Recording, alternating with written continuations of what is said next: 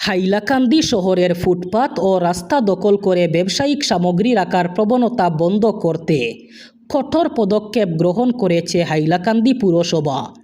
পুরসভার পক্ষ থেকে শহরের সকল ব্যবসায়ী এবং দোকানদারদের জানানো হয়েছে যে দোকানের মালামাল, প্রদর্শনী সামগ্রী, সাইনবোর্ড, অস্থায়ী কাঠামো সহ যে কোনো সামগ্রী ফুটপাত, রাস্তা কিংবা পুরসভার সরকারি জমিতে রাখা যাবে না। এর ফলে পথচারীদের চলাচলে যেমন বিঘ্ন ঘটছে, তেমনি শহরে যানজট এবং অপরিচ্ছন্ন পরিবেশের সৃষ্টি হচ্ছে। পুরসভার নির্দেশ অনুযায়ী বিজ্ঞপ্তি প্রকাশের 3 দিনের মধ্যে অর্থাৎ 13 আগস্ট 2026-এর মধ্যে সংশ্লিষ্ট ব্যবসায়ীদের তাদের দখলে থাকা ফুটপাত এবং রাস্তা ও সরকারি জমি সম্পূর্ণরূপে দখলমুক্ত করতে হবে। পুরসভার পক্ষ থেকে সতর্ক করে বলা হয়েছে, 13 আগস্টের পর পরিদর্শনকালে কোনো ব্যক্তি অথবা প্রতিষ্ঠানকে নির্দেশ অমান্য করতে দেখা গেলে অসম পুর আইন অনুযায়ী আইনানুগ ব্যবস্থা গ্রহণ করা হবে। রান্নার গ্যাস অথবা এলপিজি গ্রাহকদের দ্রুত করিয়ে ফেলতে হবে কেওয়াইসি। এটি সেরে ফেলার লাস্ট ডেট আগামী 16 আগস্ট। এই সময়ের মধ্যে কেওয়াইসি না করলেই বড় সমস্যা। তবে মুশকিল হলো এখনও অনেকেই করেননি কেওয়াইসি। আসলে রান্নার এলপিজি গ্যাসের ক্ষেত্রে স্বচ্ছতা আনতে চাইছে কেন্দ্রীয় সরকার। সেই মতো একই নামে একাধিক গ্যাস ও ভুয়ো তথ্য দিয়ে গ্যাসের কানেকশনগুলিকে চিহ্নিত করে বাতিল করতে চাইছে তেল সংস্থাগুলি। তাই কেওয়াইসি বাধ্যতামূলক করা হয়েছে। এই কাজটি সেরে ফেলতে হবে 16 আগস্টের মধ্যে। এই বিষয়টি অনেকবার স্পষ্ট করে দিয়েছে অয়েল মার্কেটিং সংস্থাগুলি। এক্ষেত্রে 4টি ডকুমেন্ট লাগবে। প্রথমত আধার কার্ড, দ্বিতীয়ত গ্যাস কানেকশনের পাসবুক, তৃতীয়ত এলপিজি গ্রাহক নাম্বার এবং চতুর্থ ডকুমেন্ট হিসাবে আধার কার্ডের সঙ্গে লিঙ্ক থাকা মোবাইল নাম্বার লাগবে। রাজনীতি এবার কেবল সভা সমিতি, পদযাত্রা এবং জনসভা অথবা গড়ে গড়ে জনসংযোগের মধ্যেই সীমাবদ্ধ থাকা নেই।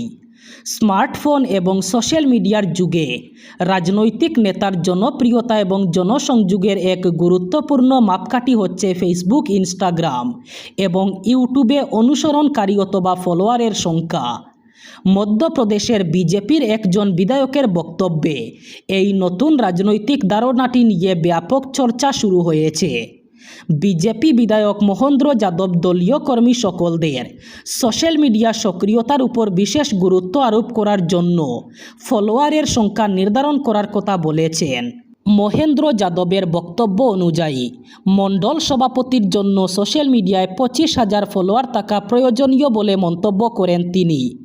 অর্থাৎ কোনো নেতা মণ্ডল পর্যায়ের গুরুত্বপূর্ণ সাংগঠনিক পদে থাকতে হলে তাকে সোশ্যাল মিডিয়ায় উপস্থিতিও শক্তিশালী করতে হবে। এই বক্তব্য প্রকাশ পাওয়ার পরেই মধ্যপ্রদেশের রাজনৈতিক মহলে চর্চা শুরু হয়েছে। তার বক্তব্য অনুযায়ী মণ্ডল সভাপতির কমপক্ষে 25,000 ফলোয়ার থাকতে হবে। শক্তি কেন্দ্রের প্রভাবীর জন্য কমপক্ষেও 5,000 ফলোয়ার থাকতে হবে এবং বুথ সভাপতির জন্য কমপক্ষে 1,000 ফলোয়ার থাকা প্রয়োজনীয়। ঝাড়খণ্ডে শিক্ষক এবং সরকারি নিয়োগ পরীক্ষায় ব্যাপক অনিয়মের অভিযোগ তুলে আন্দোলনরত পড়ুয়াদের উপর পুলিশের নির্বিচারে লাঠিচার্জের ঘটনায় রাজ্য জুড়ে তোলপাড় পড়েছে। শান্তিপূর্ণ প্রতিবাদ মিছিলে পুলিশের এই আক্রমণের প্রতিবাদে এবং ছাত্র সমাজের দাবির সমর্থনে রাজ্য জুড়ে সম্পূর্ণ বন্ধের ডাক দেয় ঝাড়খণ্ড বিজেপি। দলের পক্ষ থেকে জানানো হয়, সোমবারের বিক্ষোভে যেভাবে অন্যায়ের শিকার হতে হয়েছে পড়ুয়াদের, তারই বিরুদ্ধে মঙ্গলবার এই বন্ধের ডাক দিয়েছে তারা। রাজ্য পাবলিক সার্ভিস কমিশন এবং স্টাফ সিলেকশন কমিশনের বিভিন্ন নিয়োগ পরীক্ষায় দুর্নীতির অভিযোগ তুলে গত 2 সপ্তাহেরও বেশি সময় ধরে আন্দোলন চালিয়ে যাচ্ছেন হাজার হাজার চাকরি প্রার্থী। সরকারের সঙ্গে দফায় দফায় আলোচনা ব্যর্থ হওয়ার পর বিধানসভা ঘেরাওয়ের ডাক দেয় ক্ষুব্ধ ছাত্র সমাজ। হাজার হাজার পড়ুয়া সেই শান্তিপূর্ণ মিছিলে আটকে দিতে নির্বিচারে লাঠিচার্জ করে ঝাড়খণ্ড পুলিশ। ব্যবহার করা হয় জলকামান এবং কাঁদানে গ্যাসের সেল। প্রতিবাদী পড়ুয়াদের অভিযোগ, কোনো রকম পূর্ব ঘোষণা অথবা সতর্কবার্তা ছাড়াই তাদের উপর চড়াও হয় প্রশাসন। এই অত্যাচারে শতাধিক পড়ুয়া গুরুতর আহত হয়েছেন। গত কয়েকদিনের বৃষ্টির পর এবার গরমে পুড়ছে রাজ্য। সকাল হতেই গরমে দুর্বিষহ অবস্থা রাজ্যের। সূর্যোদয়ের সঙ্গে সঙ্গেই বৃদ্ধি পাচ্ছে তাপমাত্রা। রাজ্যের প্রায় প্রতিটি অঞ্চলে এবার ভয়ঙ্করভাবে বৃদ্ধি পাচ্ছে তাপমাত্রা। প্রচণ্ড গরমে পুড়ছে রাজ্যের বিভিন্ন এলাকা। সকালে সূর্যোদয়ের সঙ্গে সঙ্গেই তীব্র তাপমাত্রা অনুভব হচ্ছে। প্রচণ্ড গরমে অস্বস্তিতে পড়েছেন আমজনতা। সংকটে পড়েছে কাজকর্ম। ঘরের বাহিরে যেতে সংকোচ করছেন জনসাধারণ। প্রচণ্ড রোদে বিপর্যস্ত হয়ে পড়েছে জনজীবন। কলম্বিয়ায় ভয়ঙ্কর ভূমিকম্পে মৃত্যুর সংখ্যা বাড়ছে। 7.4 মাত্রার শক্তিশালী ভূমিকম্পে মৃতের সংখ্যা ইতিমধ্যে 150 জনে পৌঁছেছে। এখনও শত শত মানুষ নিখোঁজ রয়েছেন বলে জানা গেছে। ধ্বংসস্তূপের নিচে বহু মানুষ আটকে থাকতে পারেন বলে আশঙ্কা করা হচ্ছে। দেশটির ভূতাত্ত্বিক জরিপ সংস্থার দাবি, চলতি শতাব্দীতে কলম্বিয়ায় আঘাত হানা ভূমিকম্পগুলোর মধ্যে এটি সবচেয়ে শক্তিশালী। গত সোমবার আঘাত হানা এই ভূমিকম্পে পশ্চিম কলম্বিয়ার একাধিক শহরে ব্যাপক ক্ষয়ক্ষতি হয়েছে। ক্ষতিগ্রস্ত এলাকাগুলির মধ্যে রয়েছে কালি পেরেইয়া, কিবদো মানিজালেস। শক্তিশালী কম্পন প্রতিবেশী ইকুয়েডর এবং পানামাতেও অনুভূত হয়েছে।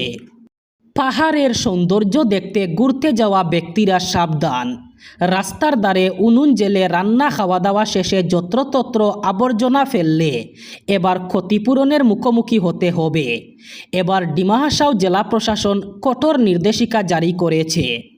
পরিবেশ দূষণ রোধ, জননিরাপত্তা নিশ্চিত করা এবং অগ্নিকাণ্ডের ঝুঁকি কমানোর লক্ষ্যে জেলার রাস্তার ধারে, ভিউ পয়েন্ট, লে বাই খোলা জায়গা এবং অন্যান্য জনসাধারণের স্থানে রান্না অথবা খাবার প্রস্তুত করার উপর নিষেধাজ্ঞা জারি করা হয়েছে।